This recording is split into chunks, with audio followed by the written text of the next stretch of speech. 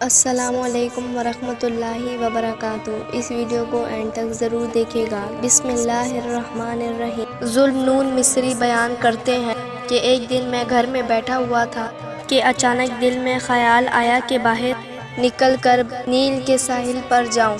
چنانچہ میں گھر سے نکلا اور نیل کے ساحل پر چل پڑا۔ راستے میں ایک سیاہ رنگ کا بچھو دیکھا، بڑی تیزی سے ساحل کی طرف جا رہا تھا۔ میں نے اسے تیزی سے ساحل کی طرف بڑھتا دیکھا تو دل میں کہا کہ ہو یا نہ ہو یہ کسی مہم کے لیے جا رہا ہو، لہٰذا میں نے سوچا کہ مجھے ہر قیمت پر اس کا تعاقب کرنا چاہیے اور دیکھنا چاہیے کہ یہ کہاں جا رہا ہے۔ یہ سوچ کر میں اس کے تعاقب میں روانہ ہوا اور وہ ساحل پہ پہنچا تو اس کے انتظار میں ایک مینڈک بیٹھا ہوا تھا۔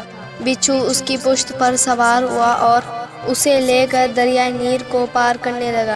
میں اس کی حرکت دیکھنے کے لیے ایک کشتی پر سوار ہوا اور بچھو پر نظریں گاڑی رکھی۔ الغرض وہ دریا کے دوسری طرف پہنچا۔ میں بھی اسے کشتی سے اتر کر دیکھنے لگا۔ دوسرے کنارے کی طرف پہنچ کر ایک درخت طرف بھاگنے لگا۔ میں نے اس درخت کی طرف نگاہ ڈالی تو وہاں پر ایک جوان لیٹا ہوا تھا اور ایک زہریلا سانپ اسے ڈنک مارنے کے لیے آ رہا تھا۔ اتنے میں وہ کالا بچھو سانپ کے قریب پہنچا اور اسے جاتے ہی سانپ کو ڈسنے لگا، جس کی وجہ سے سانپ فوراً مر گیا اور اسی طرح بچھو جہاں سے آیا تھا وہیں پر ہی واپس چلا گیا۔ میں وہاں پہنچا، جوان کو میں نے بیدار کیا۔ وہ شراب کے مشوش میں بے ہوش تھا۔ میں نے اسے سانپ اور بچھو کی کہانی سنائی اور میں نے کہا، بندہ خدا اٹھ اور اس خواب غفلت سے باہر آ جا، اپنی نافرمانی بھی دیکھ اور خدا کے احسانات بھی دیکھ۔ نوجوان نے مرے ہوئے سانپ کی طرف نگاہ ڈالی تو وہ خدا کی رحمت سے بے حد متاثر ہوا۔ اس نے اپنے سر پر خاک ڈالی اور ندامت کے مارے آنسو بہائے اور خدا سے توبہ کی درخواست کی۔ اس واقعے سے اس شخص کی زندگی بدل گئی اور وہ خدا کا نیک بندہ بن گیا۔ اہل خیزم بیان کرتے ہیں، ایشا پور ایران کا دارائے حکومت تھا اور یہاں 15 لاکھ افراد آباد تھے۔ شہر کی گفریائی اہمیت کی وجہ سے دور دراز سے اہل فن و اہل عرفت وہاں آ کر آباد ہو گئے تھے۔ محمد بن زکریا رازی اس شہر کے بہت بڑے طبیب تھے، وہ بھی نشے پور میں آ کر آباد ہو گئے تھے۔ انہوں نے اپنا یہاں مدرسہ اور مکتب قائم کر لیا تھا۔ گمرہ فارس میں ایک شخص کو فالج کا اٹیک آیا، جس کی وجہ سے وہ چلنے پھرنے سے معذور ہو گیا اور ہمیشہ کے لیے بستر پر لیٹ گیا۔ اس نے بہت سے ابتداء سے اپنا علاج کروایا، لیکن کسی سے اس کی بیماری کا علاج نہ ملا۔ پھر اپنے لوگوں سے کہا کہ مجھے زکریا بن کے پاس شہر لے جاؤ، ممکن ہے کہ اللہ تعالیٰ اس کے ذریعے مجھے شفا دے دے گا۔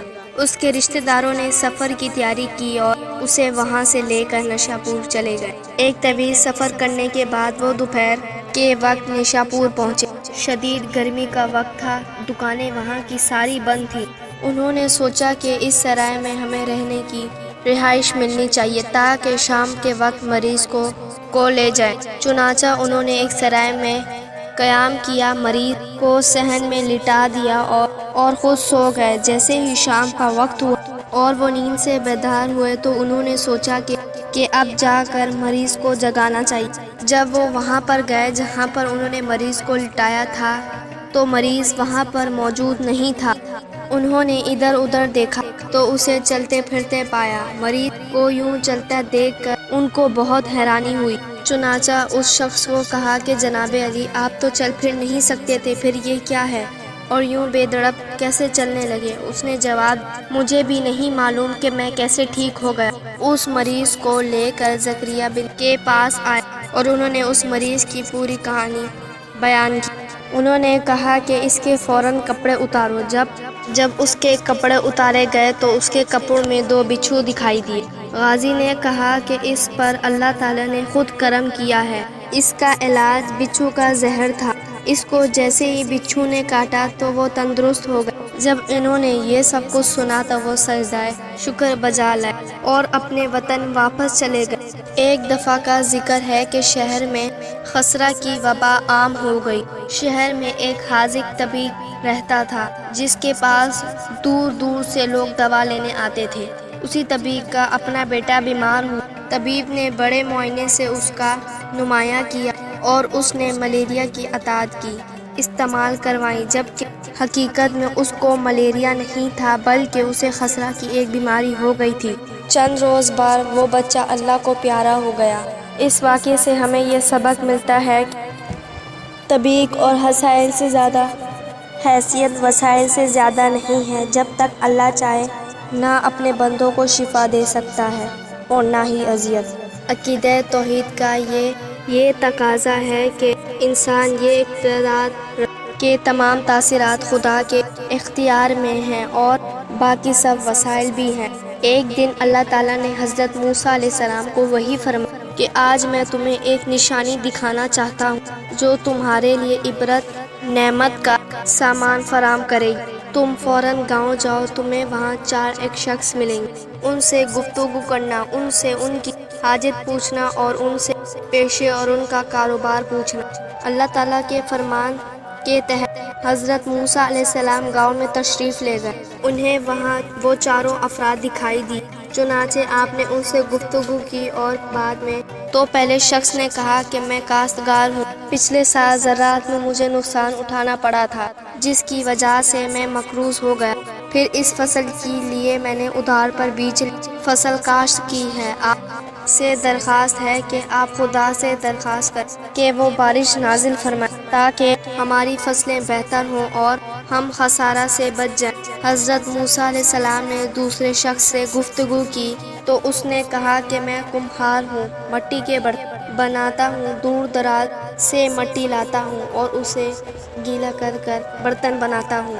آپ سے میری ایک درخواست ہے کہ آپ اللہ سے دعا مانگیں کہ وہ بارش نہ برسائے ورنہ میرے سارے مٹی کے برتن ٹوٹ جائیں گے اور مجھے پھر خسارہ اٹھانا پڑے گا۔ حضرت موسیٰ علیہ السلام نے دوسرے شخص سے گفتگو کی تو اس نے کہا کہ میں ایک کھیت کا مزدور ہوں، نالیاں بناتا ہوں، اگر آندھی آ جائے تو مجھے نالیاں بنانے میں آسانی ہو جاتی ہے ورنہ میرا کام مشکل ہو جاتا ہے۔